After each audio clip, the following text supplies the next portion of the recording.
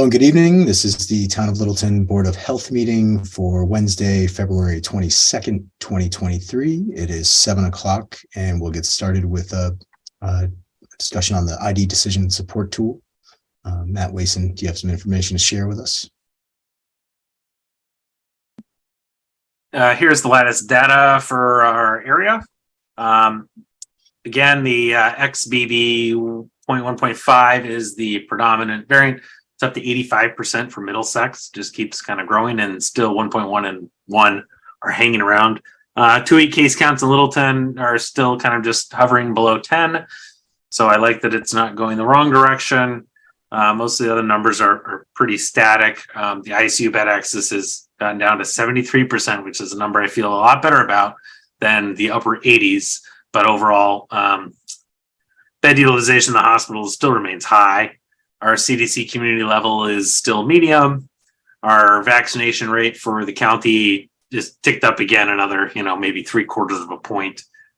So we're still below 40% for up to date, which up to date is defined as anybody who is able to has a bivalent booster dose. So those are still out there. They're still available. You can get them at plenty of pharmacies and other places. So please get yourself updated. Of no surprise, influenza is now staying low and RSV has kind of gone back down to the early spring baseline. Another thing to call out is wastewater numbers have finally dropped below 1,000 for the first time in months. So those are both in the 600s as of last week. So that's comforting to see finally those wastewater numbers come down to a lower value. We still don't have a good understanding of what a specific number means in wastewater. So we've kind of categorized this in the 200 to 1,000 range as something we kind of feel is the yellow category, but it's nice that that's also taken a dip. And that's about what I have.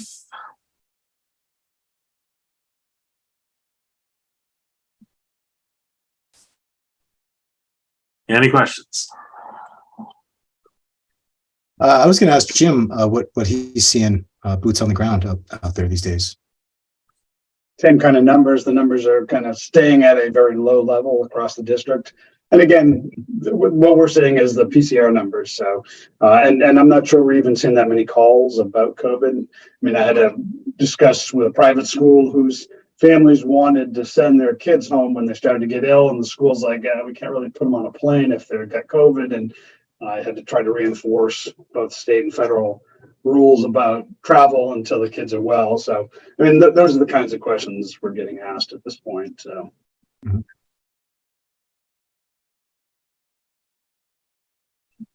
Great. Well, thanks, Matt, for putting this together. I feel like we're in a good spot right now. Or no red flags. We will keep watching it. That's what we'll say. Yeah. So we have a 7:05. We have a couple minutes until that. I don't know if you, Matt and Dan, I don't know if you had a chance to read the minutes, and if you feel we should wait for Gino and Kevin to be present before we go through those. But if you did have a chance to read them and you have any edits or changes.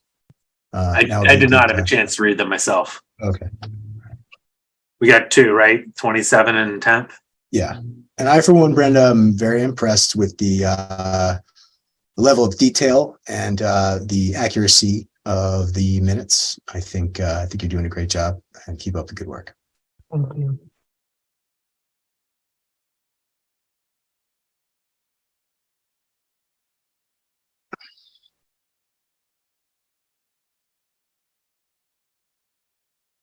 Could you please promote Jack Maloney? Seems like he's here for Dillis and Roy for 7:05.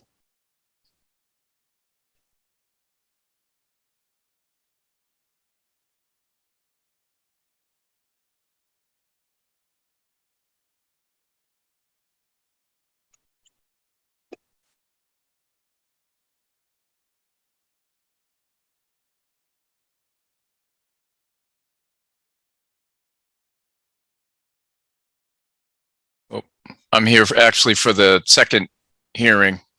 I'm not sure who from our office is going to be here for the first one. Jim, any insight on that? Unless it's Seth Donohue, I think he was kind of heading that up. So I don't know if there's a Seth Donohue. I haven't seen him yet. I'm going to shoot him a quick text. That'd be a great idea.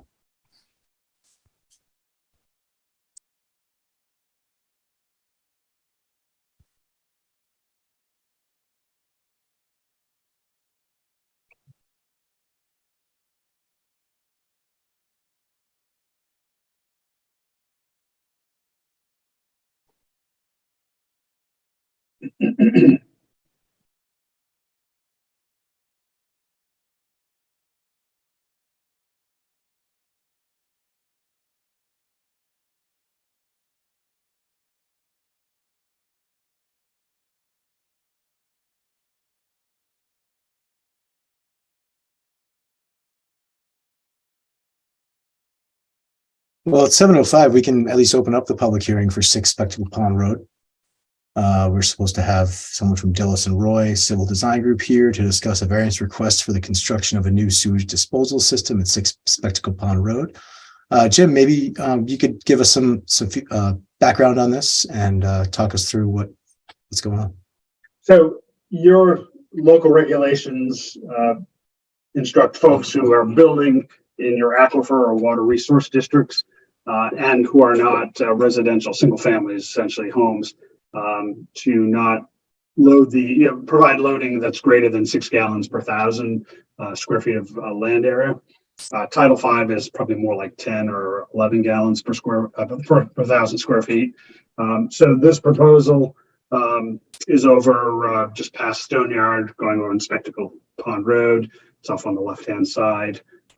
It's a good sized lot. It certainly meets the Title V loading for nitrogen, but it doesn't meet your loading rates in your regulations. The other thing I can say to this is that there's been a couple of other situations where we've run into this. One was the group home there at the lights on King Street when they replaced their septic system. Now that's a much smaller lot and a pretty good sized flow. So part of their septic system upgrade, they actually included advanced treatment so that the wastewater was cleaner going into the ground. The second one on that same road was Weber Village. They put condos in there. And so again, they needed that variance, and as a condition of that variance, the board asked them to put advanced treatment on that system as well. Both systems, both sites had a little bit higher. I guess the condos probably had about twice the flow or more as this site here. But that's been the history so far on these requests. Now that regulation is well before my time, so I'm not sure if you were trying to address a specific concern in town with those areas that contribute to your water supplies. So I don't really have any kind of regulatory history on that. But as far as actions on permits in the near past, that's what the board has done with those sites in those areas.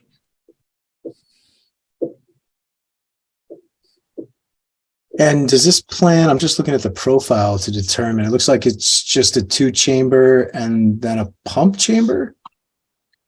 Right, so your regulations required 2-compartment septic tanks.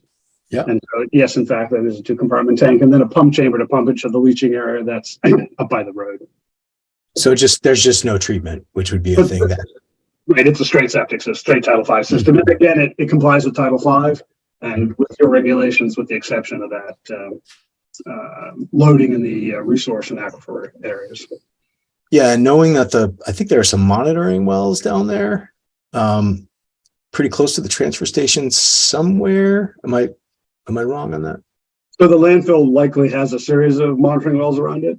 And I know the town had at one point monitoring wells for commercial properties. So the Stone Yard may have some, I'm just not sure, for just groundwater monitoring.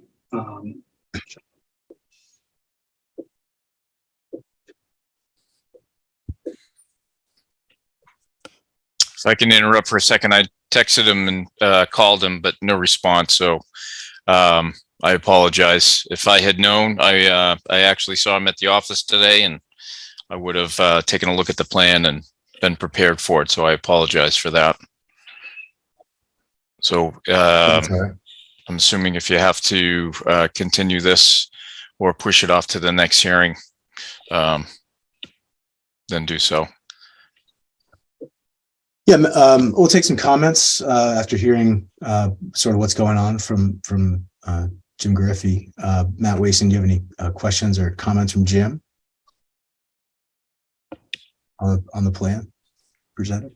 I don't think so. I think that the catch is just, as you said, Jim, we limit it to 6 gallons per day, and this is estimating at 9.83, correct? Right, which is still Title V or less, but right, not your regulation. And Title V is 10, you said, or 11? Yeah, 10 or 11. It's they allow 440 gallons per 40,000 square feet. So I think it's right around 10 or 11. Yeah. Okay.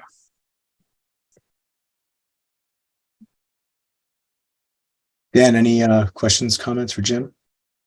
No, not at the moment. Not until we get the presentation from the requester. Jim, is this, you know, if there was some treatment involved here, would it be like just a typical jet or a fast, or you know, would it make more sense to would it have the same effect putting in a Presby? I'm kind of partial to active treatment as opposed to more passive treatment. So my recommendation to the board, as it was with Weber Village and with the school, was, you know, like a fast or a jet tank, something that's actually going to clean the wastewater before it goes into the ground. And did you see that you saw the testing? Sure. So with the sheet that was attached to me to the nitrogen calculation sheet, the loading sheet. Yeah. Tell me about that. So there's kind of like up at Bennett Orchards when they did the nitrogen aggregation plan, because they made small lots and then encumbered land to kind of do that nitrogen calculation, make sure they weren't exceeding the 440 per acre. This sheet is part of that documentation. And what it allows you to do is figure out what level of nitrogen you might expect at the property line. And so, you know, in more complicated nitrogen calculations, where you're not only taking into account what's happening down below, and you actually have, you're modeling the water as it's going by the site, the groundwater. This allows you to kind of calculate what you might expect at the property line for nitrogen level. And so it's well below the drinking water standard, according to the numbers that they've run.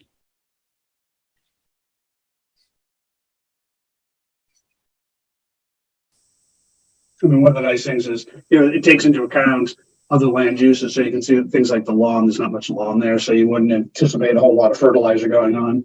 So the biggest nitrogen loading is coming from the septic system.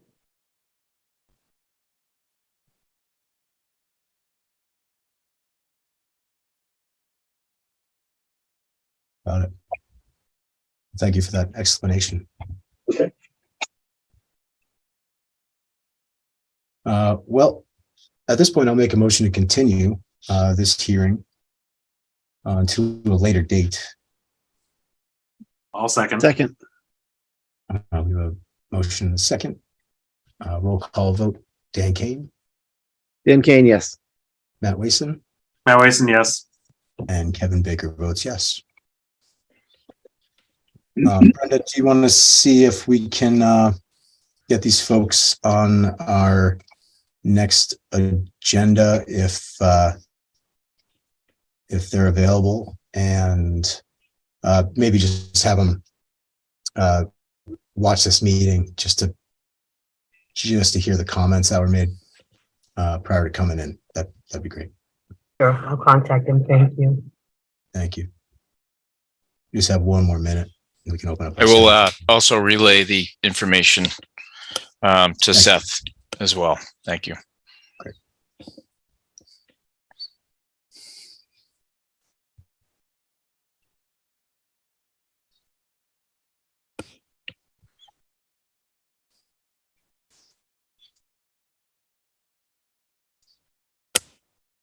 Jack, if you just want to get ready to share your screen, we can open this this public hearing in about 30 seconds.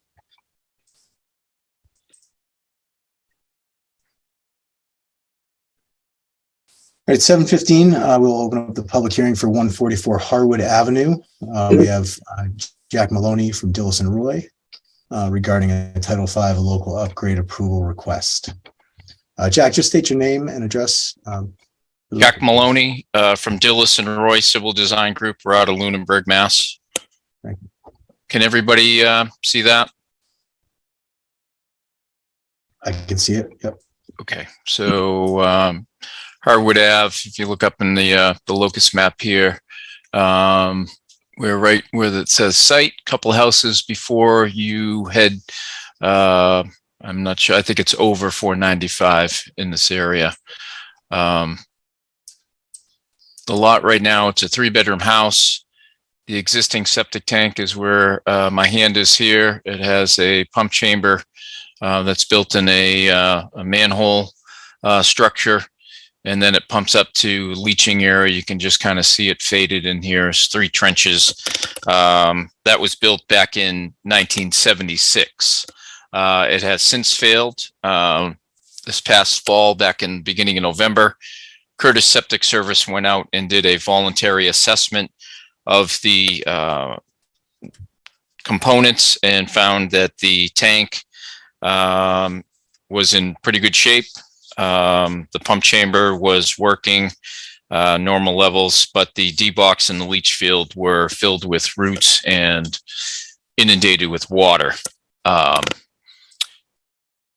The existing house is kind of a split level and a little bit of a story, but when we first did the testing, the house was vacant. We weren't able to get into the facility, and unbeknownst to me, there was a bathroom that was in the basement.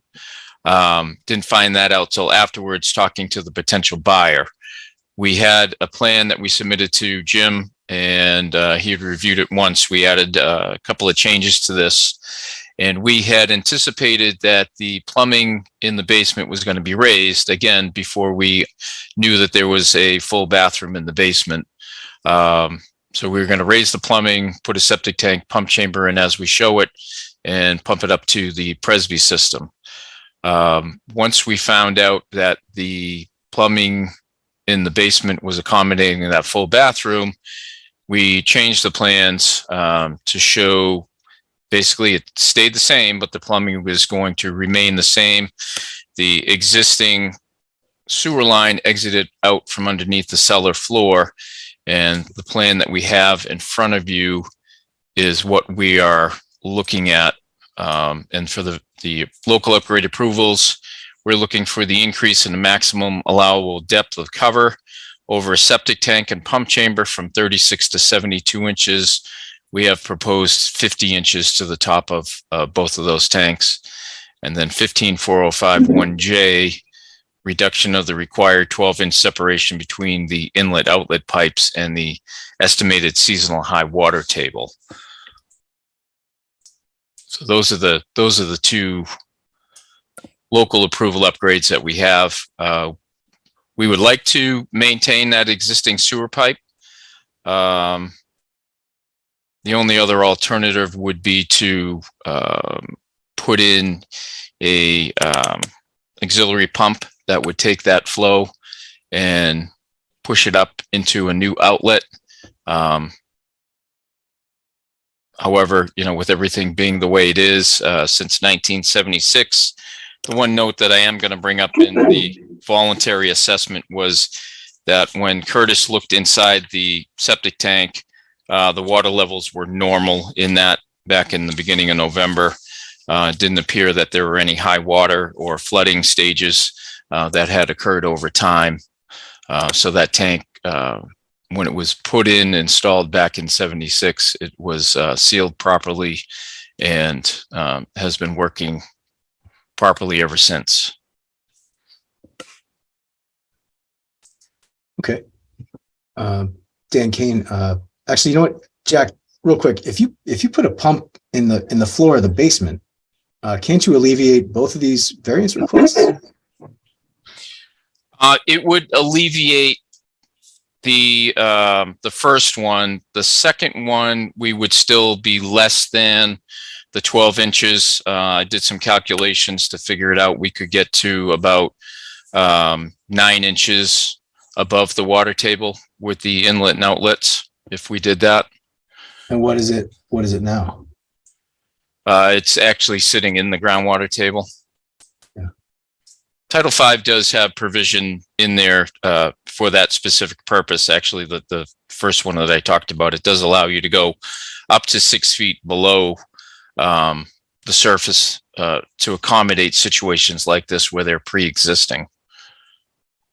Obviously, if this were new construction, we wouldn't be allowed to do that, but because it's an upgrade and we're dealing with existing plumbing, that's the reason why we're asking for it. Thank you. Jim, do you want to give us some background and some comments on this? Sure. So my biggest concern is most new tanks now, a lot of the manufacturers, they make the tanks and they build in these rubber boots for the inlets and outlets. So you don't have to worry necessarily about just cementing up the holes and cementing up the pipes. You can actually take that boot and put a clamp on it so you can get a good tight seal for the inlets and outlets. So less concerned about those if they start getting close to the water table. My big concern is, and based on our estimated water table, the tops of the tanks would be below the water table. And so now you have 3 big holes in the top of the tank that you need to try to seal well. And you put cement on them, they put the tar that holds the components together. So but you still potentially have water sitting on top of your tank. And I don't think that's a good situation. My recommendation to the board would be to change the plumbing in the house to raise those tanks. Jack is correct. The code does allow that the board to lower those tanks when you need to. But I think we just had that situation last meeting with where the tanks were below on Mattawanakee there. Yep. Yes, and so in this case here, if you put an ejector pump in the basement, you could raise that plumbing and really alleviate these 2 concerns. You get the outlets of the tanks higher, and you get the tops above the water table. So that would be my recommendation. Yeah, that sounds about right. Dan Kane, questions, comments? I was going to say that was going to be my question is, how high can we go and get these away from the water table? And it seems like a pump in the basement would be a much less challenging solution to this, certainly a bit of cost. But my other question would be, with the new purchaser for this house, it sounds like it's been empty for a while. Was that kind of the gist, Jack, that's you weren't able to access the house when you're doing your work? They actually moved out just prior to us doing the testing, so it had been occupied right up until, I want to say, a week before we were out there doing the testing.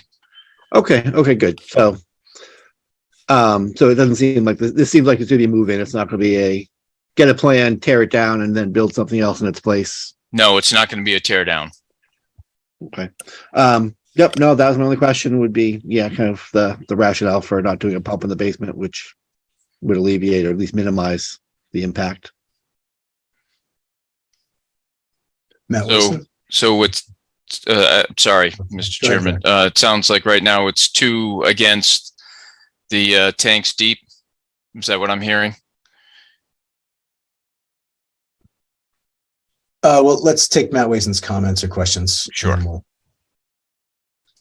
I'm kind of in line with what you guys are talking about. I'm not wild about also that tank being that many feet underground if it doesn't absolutely have to be just for maintenance purposes in the future to have to dig down that far to pump it out and get access if necessary.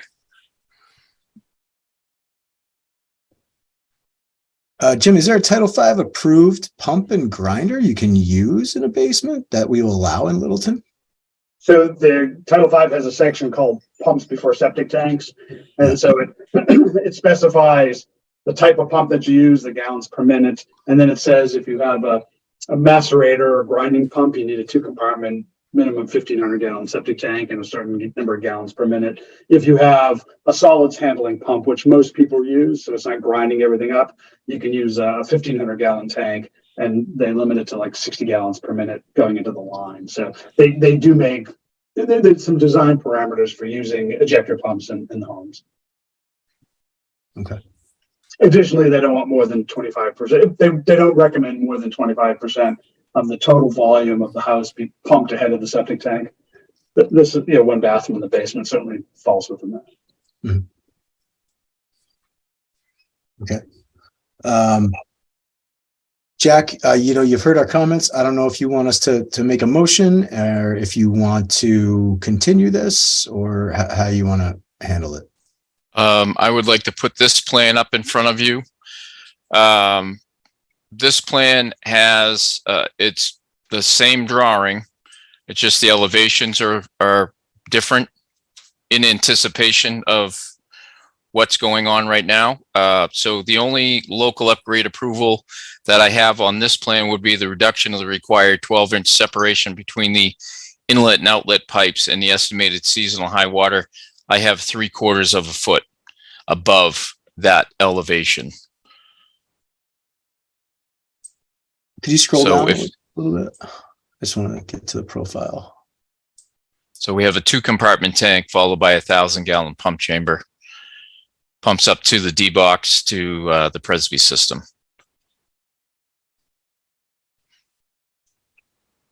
Jim, have you seen this one yet?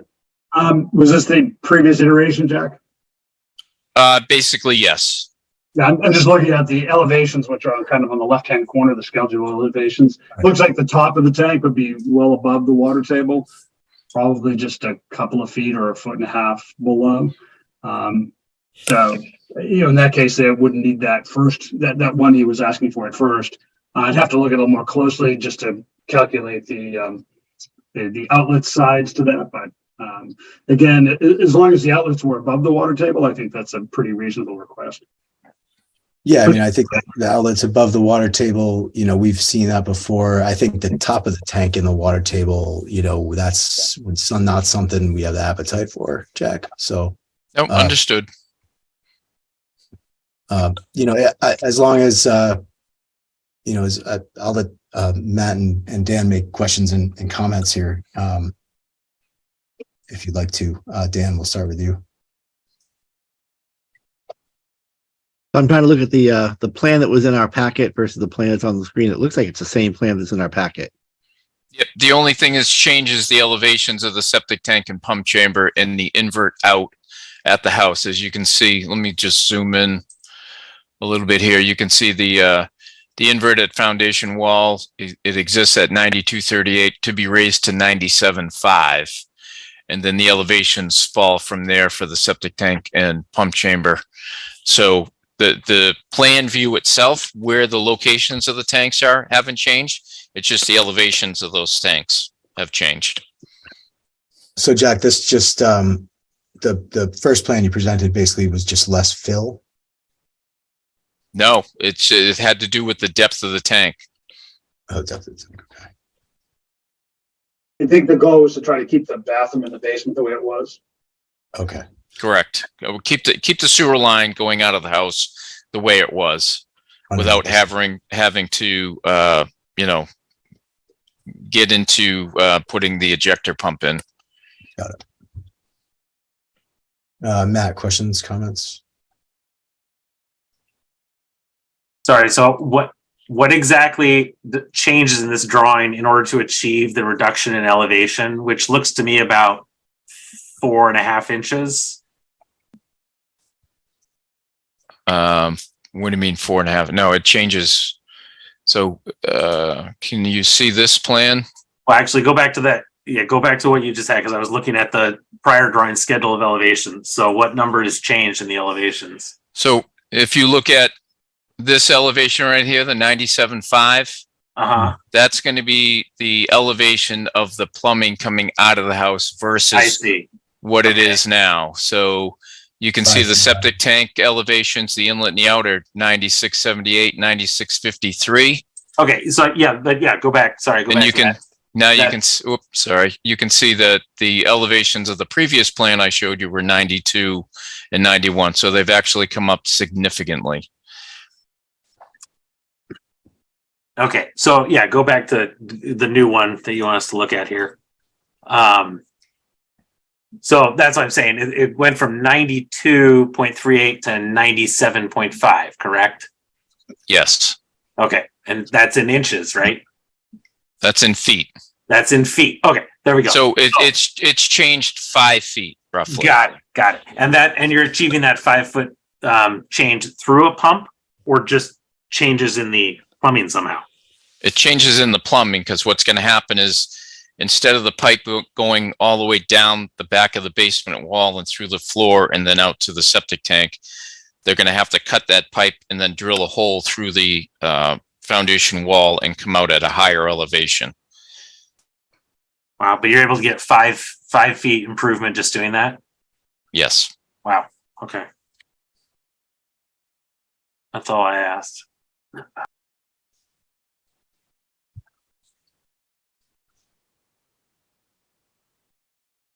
I'll make a motion to grant the reduction of the required 12-inch separation between the inlet and outlet pipes and the estimated high water table, as long as Jim has a chance to review this plan.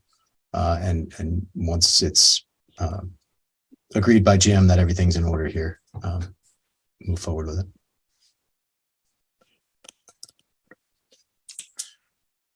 What time are you in the office tomorrow, Jim? Depends on the weather. I'll be at the True. Harvard. It depends on. I'll be at the Harvard Board of Health first. If What time is that? 8? Well, Jack, we haven't voted on it yet. No, Don't I'm jump just, the gun. These I'm not- guys, they're tough. I'm not jumping the gun. Actually, one other question then. Would a pump help? See? Yeah, see, momentum. no second yet. So would a pump, you said earlier that you didn't think a pump would alleviate both variances. So even with a pump, we couldn't improve the depth even more and get away from that 9 inches. To get another 3 inches up. That's what he's asking. I mean, I could probably work the slope from the house. Right now, the slope is just over 3%. So if I knock it back to 2%, which is recommended, I could probably pick that up. Okay, but by changing the 5 feet, now the tanks are coming so high that you're now are you gonna have to put fill if you try to get it further? Is that If you let me pop this plan back on here. So the tanks would be sitting in here, and because the slope goes from high from where my hand is to low, there'll be about 1/2 foot to 3/4 foot of grading that will be needed to cover the tank on the low side. So it's not going to significantly change the backyard as opposed to what the system's going to do up so above. that's what I'm further. saying. If we put a pump in order to get the tanks even higher, then it would end up having more slope requirements on that side, right? Yeah, but it's minimal. I know what you're getting at, but it's going to be minimal. The only problem that I have going back now would be making sure that I have enough cover over that pipe back to the house.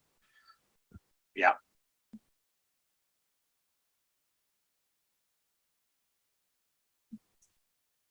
I guess that's kind of what I'm getting at. Is it that obtrusive to actually use a pump to avoid the variance?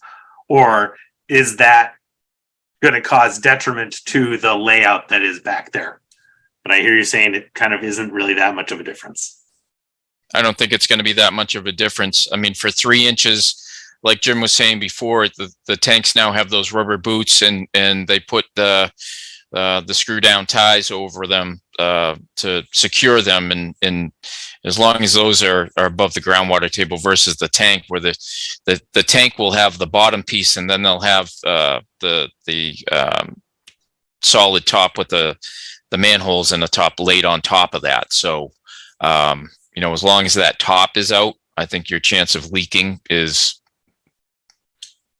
next to none.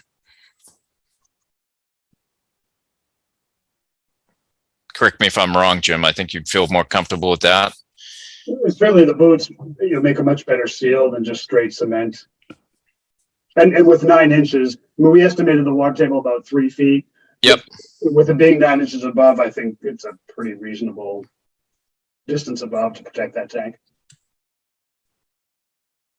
And just to kind of give you, the code talks about if you use soil evaluation in the area of the tanks, you can reduce that distance between the outlet inverts and the groundwater to an inch. So the state kind of figures, depending how difficult the site is, you may need to maneuver that tank even more. So the 9 inches to me is well within the what the state's thinking for protection.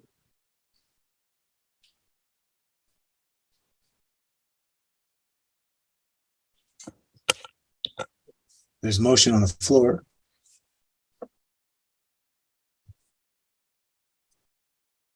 Second, Motion is second. Roll call vote. Dan Kane?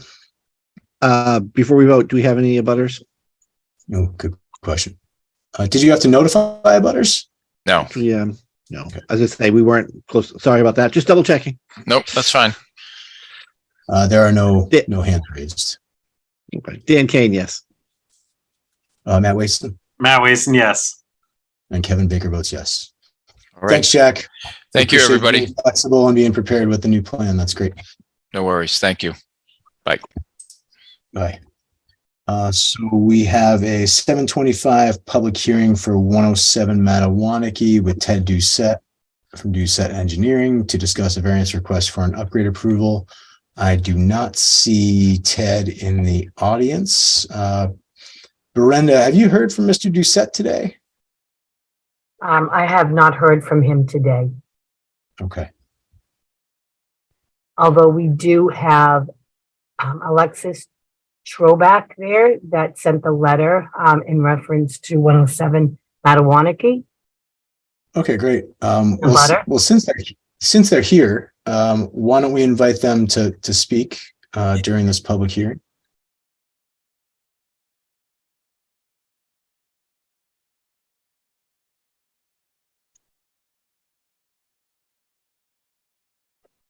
You just state your name and address for the record, that'd be great. Alexis?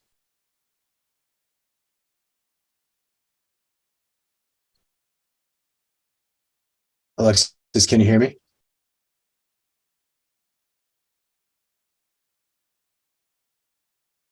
Oh, maybe they stepped away. Alexis wrote a very, Chris is here with his hand raised.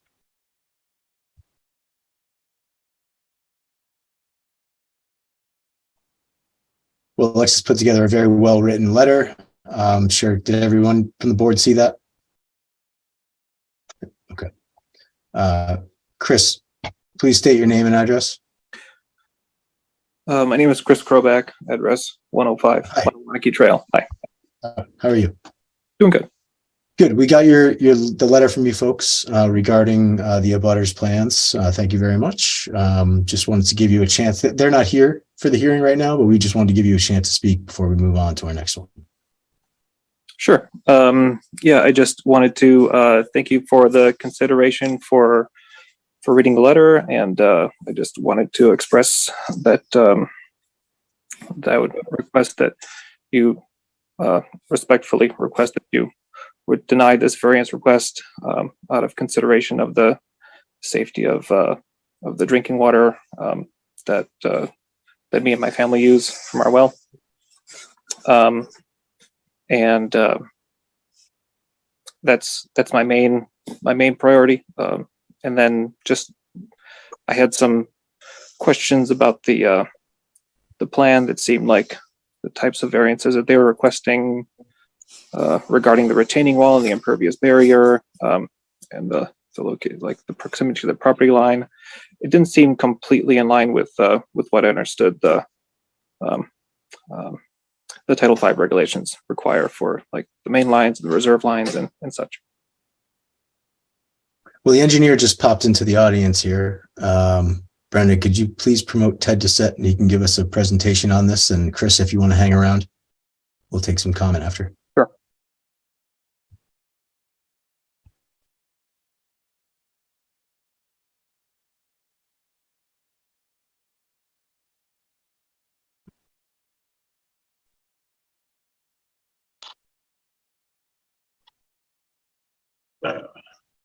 Hi, Ted. Please state your name. Hey, and good address. evening. Yeah, which I, Ted Doucette and 109 Mattawanakie Road is what I'm representing. 105, 107. Yeah. Yes, yeah. Yeah, so yeah, I just did pop in. So there's been no presentation on it yet. You ready to hear something about it here? Yeah, we're waiting for you. Okay, sorry about that. Yeah, so this is a small lot on the lake, and Peter Scott's trying to develop it. We have plans with a house on it, and a Do you septic have a plan system you can that share? Do you have a Yeah, plan? you can I'm share? trying to get up right now. Okay. Yeah.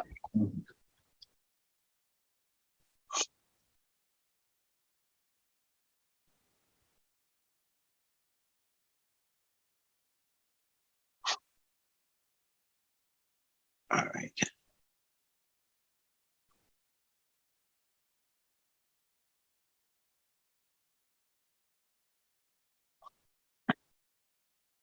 All right. You see the plan now? Yep. Yes. Okay. So,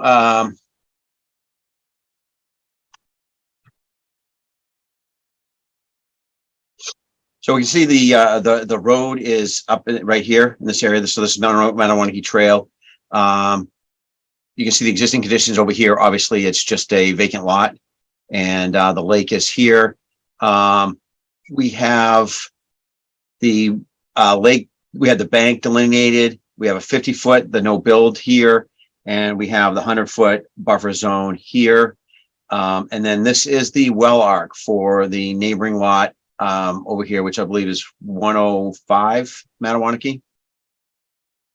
And, it's a system that's compliant with Title V. We've got a 1,500 gallon septic tank. We've got. Hey, could you make that a little bigger? Is it? Yeah. my Yeah. You know what happened? Oh, wait a minute. All right. No, there was one of these the Zoom menus was over my. Oh, okay. Was over my there. So this is gonna be a full foundation here. This will be a slab foundation because we have to be able to meet the offsets from the septic system. We have to meet the offset from the reserve, obviously, because that's going, that could be built someday, still needs to meet Title V. So we have to be 20 feet from that, the full foundation, and we have to be 10 feet from the slab foundation. Here is the primary trench here, number 1, and primary trench number 2. Line coming from looks a little straight line, but line is going to come from the house, the septic tank here, into a distribution box, and then into the 2 lines. And as I was saying, here is the 100-foot well arc for the home over here. And what's the other arc going through the middle of the house? Oh, the 50-foot no build.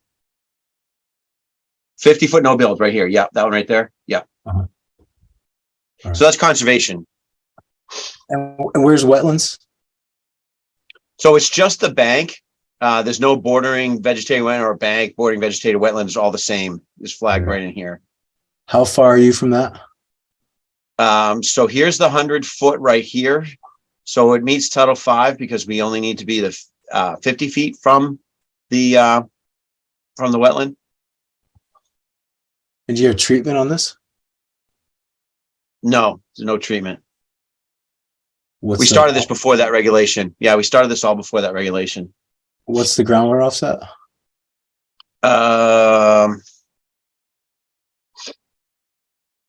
9 feet minimum, 8.94 feet minimum. We didn't find groundwater in the hole. So that's just, it's probably more than that. Okay. Is that all you got? Yeah, I'm ready for questions. I mean, it's, like I said, we don't meet the Title V requirement for the 100-foot from the neighboring well. Peter Scott's not on here. Negative. Yeah. Jim, do you want to give us some background, some comments on this? Sure. So Title V are kind of minimum regulations.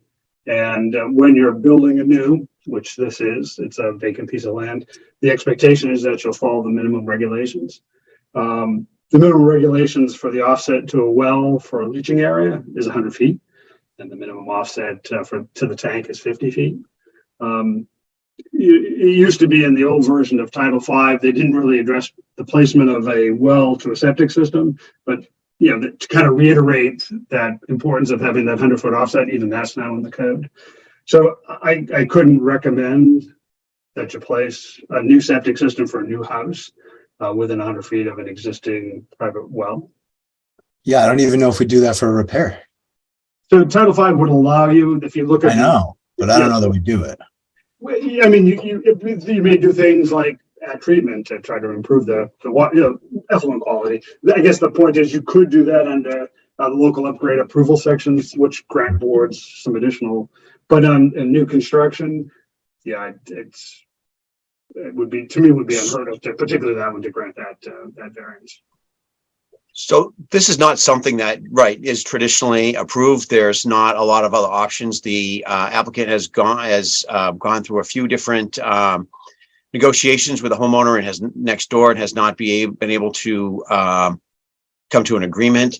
And the one thing that I do have to say about this is, Jim, I'm sure you've seen this, is 15.410 for variances, standard of review. And it says, paragraph 2 says, with regard to variances for new construction, enforcement of the provision from which a variance is sought must be shown to deprive the applicant of substantially all beneficial use of the subject property in order to be manifestly unjust. So, not allowing this variance does not allow him to use the property in any manner at all. So there is no beneficial use for the property. There's a dock out there. Yeah. I'm presenting words. It's I get all you, over man. You're good interpretation. at that. Jim's. I know you. You're good at that.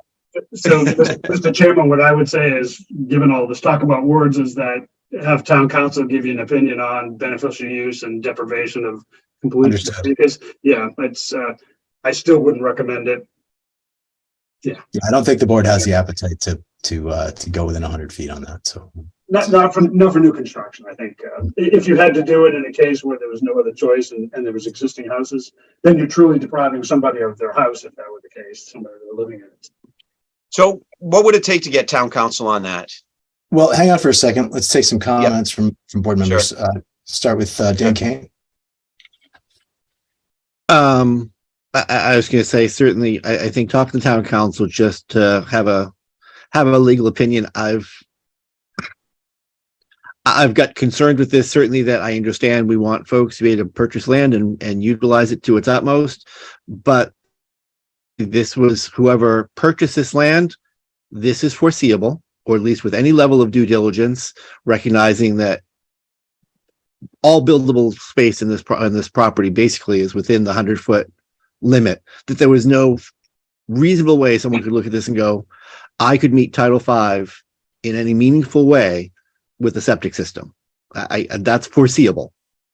So I'm concerned about kind of the due diligence going, well, it's purchased and now it's deprivation of use, when this is foreseeable that trying to put a septic system in this location would be very, very challenging.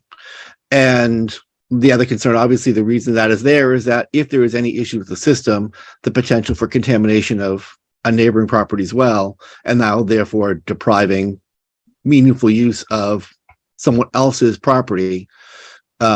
Again, no well, no water, no home is concerning for new construction. I definitely agree. You know what? If this is, we all know the lake neighborhood, this neighborhood that you've got building houses on top of each other with challenging lots, you know, we try to find ways to make it work because we're trying to find a balance for all residents and all citizens while protecting the health. I admit I've got some concerns, and I would like town council's read as well, but I'm just, it's trading one person's rights for putting someone else's at risk potentially. I've got some concerns for that, because this seems to me, you know, as a prudent layperson, somewhat foreseeable with any level of due diligence that this would be an issue coming beforehand, before a board. That should have been in their vision when they purchased a property. Thank you. Matt Wason. Am I correct, Ted, that 109 has town water Yes. and this property would have town water as well? Yes. And the applicant did offer to hook up the neighboring house to town water.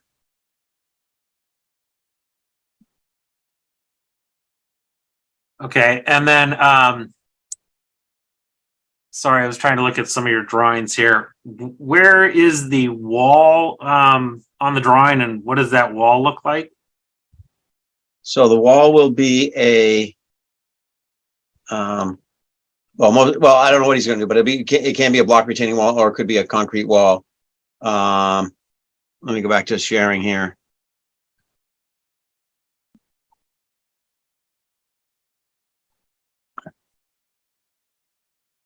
So here's a wall here on this side Okay.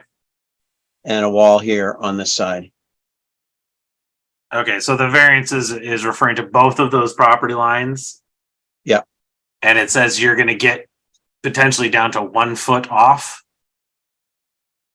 With the wall, potentially, yeah. I think I left a little more room in there. And what's the height of that wall? Let's see, about 4 feet. Yeah, 4 feet. This area is 5 feet. Okay. Yeah, it's not a pretty site. And just for the record, I'm trying to look up when it was originally purchased, but it was the last sale date was 2006. And I'm just going to try and look now. I'll let, obviously the board can go, but I'm going to try and find the, when it became Peter Scott's actual property. He may have had it, it's in a trust now, so he may have had it ownership before. Not saying it's anything that's going to influence anybody, just a piece of information. Now, we have an abutter here. Chris, we've heard some of your words. If you'd like to just reiterate those at this point. And I have one question for you. Yeah, sure. So to the point about not, I guess one thing which I haven't heard Ed show is that, which is what is written in the Title V, Section 15.410, that the level of environmental protection that is at least equivalent to that which is provided under Title V without strict provisions of that title. Nothing in this plan indicates that. All right, what, okay, I'm sorry, am I ready for I'm sorry, Mr. Chairman, wait. Thanks. Yeah,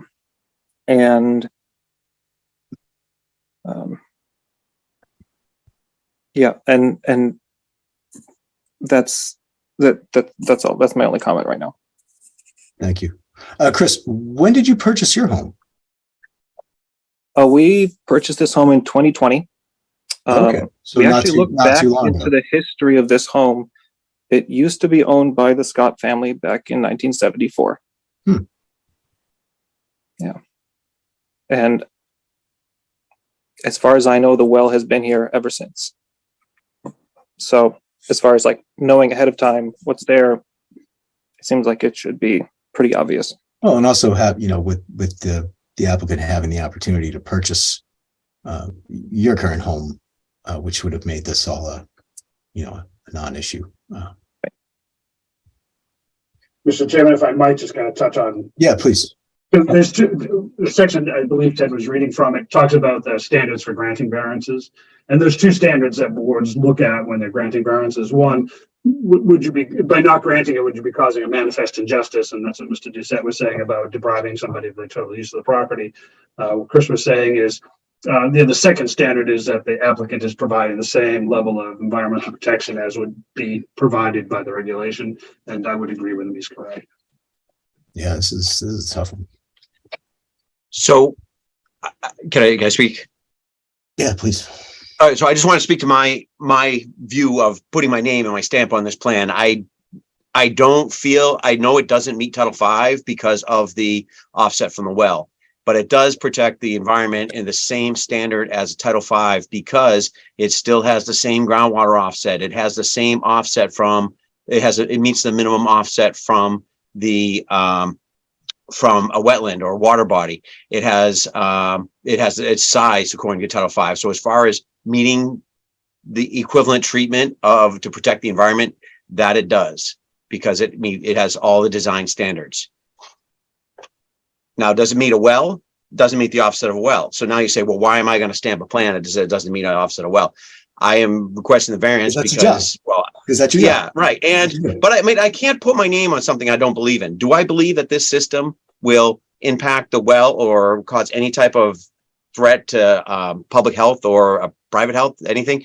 No, I Careful. don't, because his well is actually attached to and draws water from a different aquifer than this one is releasing to.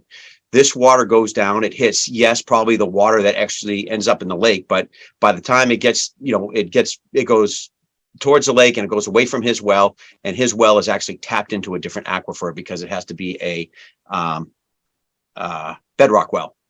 So this water would never even make it to his wellhead. And that, I'm only saying that to say why I can affix my name and my stamp to this plan.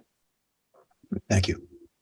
Jim, as far as town council goes, would it be appropriate to put Mr. Doucette in touch with town council, or should we be the mediator here? How do you want to, how in the past has it?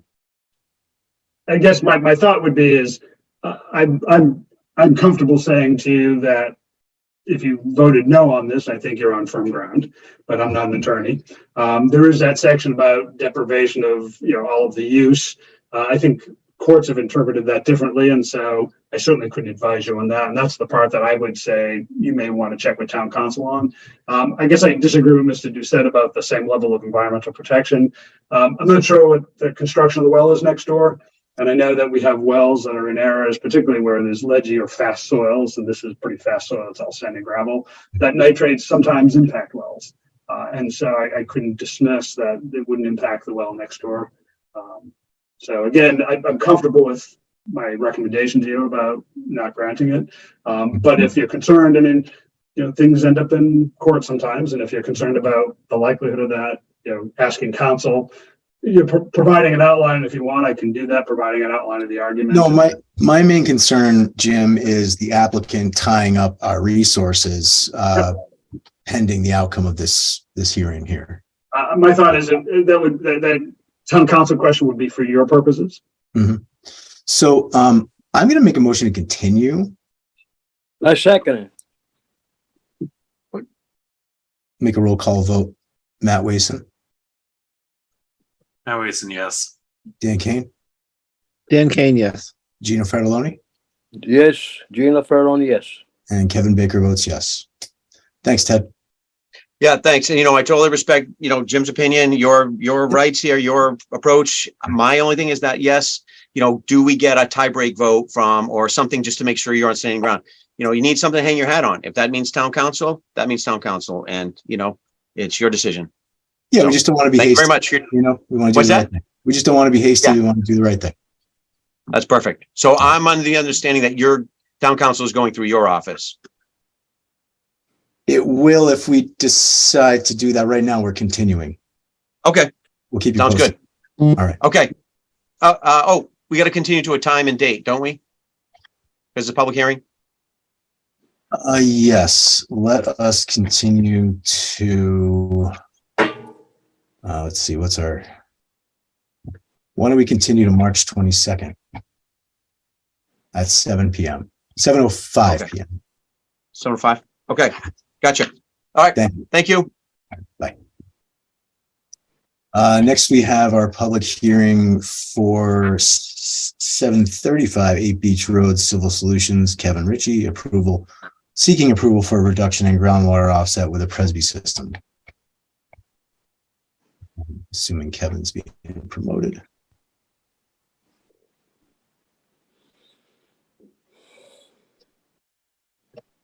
Hi, Kevin, just state your name and address for the record. Good evening, I'm Kevin Ritchie. I'm here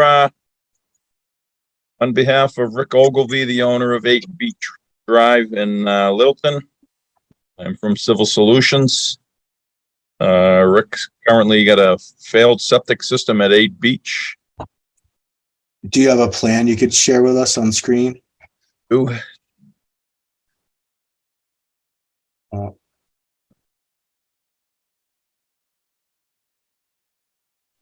Okay, All right. you can see that now? Yep. Yep. So, got the existing 3-bedroom dwelling. It's serviced by town water. The area is basically there's some high groundwater in the area, and there's ledge in the area. Basically half the basement is ledge. It's kind of a crawl space. You can crawl in there. It's maybe 4 or 5 feet tall. Yeah, well, Existing system up here in the driveway. We've done our test holes. We did 3 across the lot here. They were all extremely similar. We had 4 feet of total depth, with a foot of 10 inches of it being topsoil. So we don't have the 4 feet of natural permeable soil. We have just over 3 feet. We had groundwater at 3 feet. No, actually, the groundwater was at 2 feet in all 3 holes. So it's very consistent. We are proposing to use the Presby. The Presby's approved for lack of soil, or for 2 foot reduction in the required soil. And it's approved for a 2 foot reduction in the groundwater offset. So we have, don't need any variances to lot lines. The system is raised. It's coming up about 3 feet above the existing grade. The whole lot slopes. Basically, the house here is at the high spot, and it pitches this way downhill. So we've placed the system here where we can make it by gravity. Again, it is being filled and raised 3 feet. But we're asking for approval from the board to allow us to use the Presby for a 1.5 foot reduction in the groundwater offset. So we're going from 4 feet to 2.5 feet. And we're asking again for approval from the board to use the Presby for the lack of the 4 feet of natural permeable soil. All right, Jim, can you give us some background and comment on this? So it is an existing house. You can see the mounds on the lot behind it. And I guess the only thing I need to do is go out and check the house to the right of the property, see what's there. Again, it's all the holes we dug, we just found ledge. Again, trying to slide it down grade of the existing house, hopefully keep it gravity. They were able to achieve that, maximizing the groundwater offset. But they still would need the reduction for groundwater and for the amount of soil. Because it's a local upgrade approval, and because they're using the Presby, DEP in their approval letter for the Presby system allows for the reduction of 2 feet and less than 2 feet of soil. I mean, less than 4 feet of soil. So you have to have at least 2 feet of soil. So both are acceptable under the DEP approval of that system. What's the minimum amount of soil the Presby allows under? 2 feet. 2. Yep. And you have 2.5? I think you have 3 feet with the topsoil. Yeah, just over 3 feet, 38 inches. With the topsoil, yeah. So 3 feet. No, under. You're going to raise it above and put sand under it. So, Okay. well, he's going to be at the high point of the system. So at that 92 line that kind of goes through the top side. That'll be a 1/2 foot above the ground if you grant allow the reduction to 2.5 feet. So it'll have this 4 feet. They're going to take out the top and subsoil. They'll put in sand. So you'll have 4 feet of soil above the ledge on that high side and more on the downhill side. Just won't be naturally occurring. They'll be fill, making up the difference. And what was the perk rate? Does it matter? Yeah, if it was too fast, they'd have to be 3 feet above it at a minimum. But it was 4 minutes an inch. So they just need a 4 foot offset. Or in this case, they can reduce it down to a 2 foot offset. All right, I'll open up for comment. Gino, can you unmute yourself, please? Unmute. Can you hear me now? Gotcha. Yeah, any comments, questions? No, no comment. I think I couldn't make a motion to what he's asking for. Let's hear what everybody wants to do here. Dan Kane. Seems pretty reasonable. So, no questions. Matt Wason. No questions. All right. We will take a motion if there is one. Gino, you're up. Okay, Okay, Gino say yes, okay. You got to make the motion. I make a motion to give him whatever he needs right there. All right? Okay, we Anybody will, second? Gino's made a motion to approve the variance for a reduction in the groundwater offset with Yeah, the 2 Prodigy feet, yeah, system. whatever. And I'll second that. All So we'll have a roll call vote. Okay. Gino Fratelloni, Gino Farone, yes. Dan Kane, Dan Kane, yes. and Matt Wason. Matt Wason, yes. Thanks, Kevin. All right, thank you very much. Oh, Kevin Baker votes yes. Except Thank you you. just you made a motion to allow for the reduction groundwater offset, correct? Correct. Did you make do we need a second motion then to approve the variance for the reduction in depth of naturally occurring pervious material? Yeah, correct. Do we need a motion for that too? It should be included in that, yeah. So you Yeah, should- included, yeah. So I'll withdraw that motion, make another motion for reduction in the groundwater offset and then reduction in pervious material. I second. Second, Thank you. Motion in a second, roll call vote. Gino Fratelloni, Gino Farone, yes. Dan Kane, Dan Kane, yes. Matt Wason, Matt Wason, yes. and Kevin Baker votes yes. Very beautiful. Thank you very much. All right, thank you. Have a nice night. So we did have some meeting minutes to approve. However, Kevin Davis is not here and I don't think all of the board members have had a chance to read through them yet. So we will push that off to our next meeting, which is March, definitely in March, on March 8th. March 8th? Yep, March 8th. Next one. Do we have any? So Brenda, the correspondence on here regarding the Central Middlesex MRC, we can just take that note out. The correspondence is general correspondence from anybody who's sent an email in. I think that was from a couple meetings ago and it probably just got stuck in that document. Do we have any board member updates or comments for discussion or public input? Raise your hand.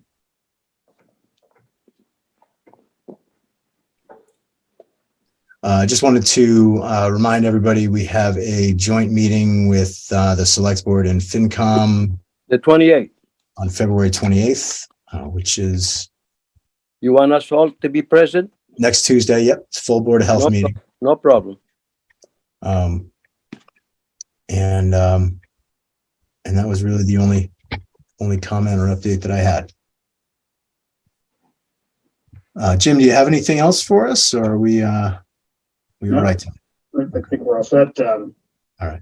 Like I said, that town council for that Title V variance, that would be more for you if you're concerned about, kind of legal matters. It's Yeah, no, I just think, something of this nature should be heard with a full board. Mhm. And then, if and I'll certainly consult with town council.